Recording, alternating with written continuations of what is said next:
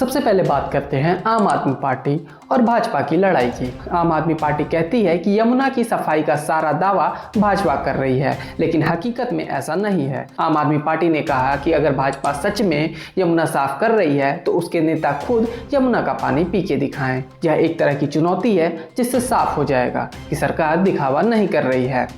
अब भाजपा भी पीछे नहीं है। उसने कहा कि पिछले कई सालों में आम आदमी पार्टी की सरकार के पास बहुत सारा पैसा केंद्र से आता रहा है, लेकिन उसने इसका दुरुपयोग ही किया है और नदी की हालत जस की तस बनी है। भाजपा का कहना है कि मोदी जी और अमित शाह की सरकार ने बहुत बड़े प्रोजेक्ट शुरू किए हैं जिसमें करीबन 18,000 करोड़ रुपए खर्च होंगे ताकि यमुना नदी पूरी तरीके से साफ हो जाए। अमित शाह ने यह भी कहा कि 2029 तक यमुना पूरी तरीके से साफ होगी, लेकिन समस्या ये है कि सफाई के लिए जो तरीका अपनाया जा रहा है उसमें ऐसी चीजें इस्तेमाल हो रही हैं जो विपक्ष के हिसाब से पर्यावरण के लिए ठीक नहीं है। आम आदमी पार्टी पहले ही इस सरकारी केमिकल को जहरीला बता चुकी है और अब वही केमिकल इस्तेमाल हो रहे हैं। इससे राजनीति और भी गर्म हो गई है।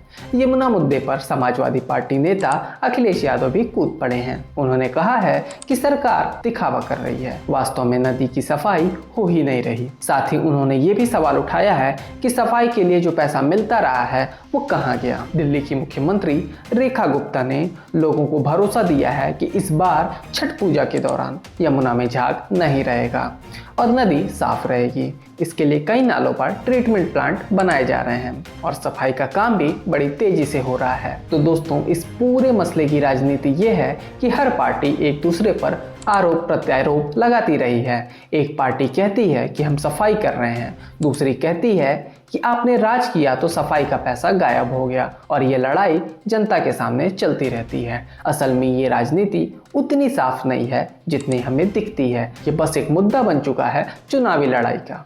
हर पार्टी चाहती है कि लोग उसे ही यमुना के सफाई का क्रेडिट दें, लेकिन साफ बात यह है कि नदी की आवाज दब जाती है जब राजनीति शुरू होती है। सफाई का काम शायद आधा अधूरा रह जाता है और राजनीति का खेल चलता रहता है। यमुना का साफ सफाई का मसला इसलिए भी खास है क्योंकि ये हमारे त्योहारों और रोजमर्रा के जीवन से जुड़ा हुआ है।